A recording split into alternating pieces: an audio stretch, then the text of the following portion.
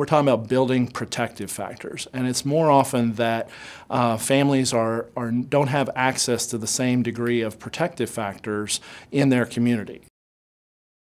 One of our protective factors is social connections.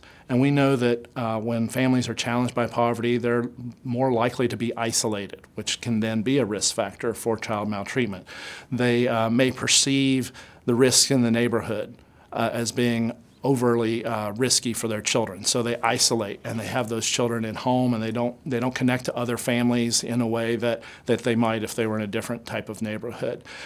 They may withdraw. They may over-perceive the risk of misbehavior of their children, and so they are more likely to have harsher discipline techniques. And so that's a protective factor is knowledge of parenting and child development. And so we want to help families understand how they can help their children thrive.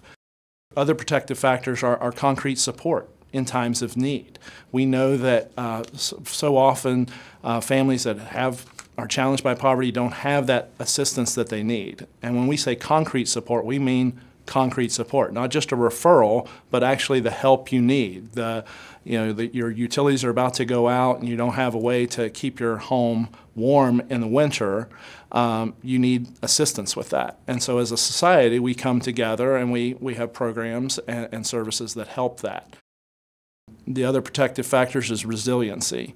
So parental resilience is key. If a parent feels like they are able to endure stress, to bounce back, to be empowered in how they care for their children, then we see that they are more effective in their raising of their children, less likely to abuse or neglect their children.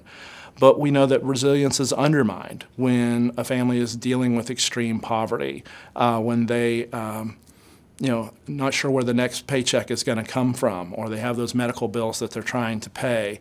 That can really undermine that. But when we work with a family and they can see that what they're doing is making a difference and that they're being effective, we know most every parent wants to do the right thing for their child, but they just get buffered from left to right with all the challenges.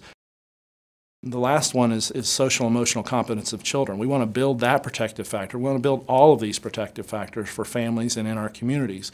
But often a neighborhood, a community that is challenged by poverty won't have the same access to community programs, to a Boys and Girls Club, to youth sports organizations, to quality child care, where children can go and have their social and emotional competence nurtured.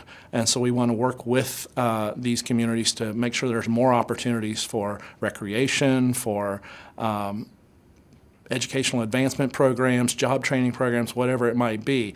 Those programs are less likely to occur in neighborhoods where children are growing up in extreme poverty.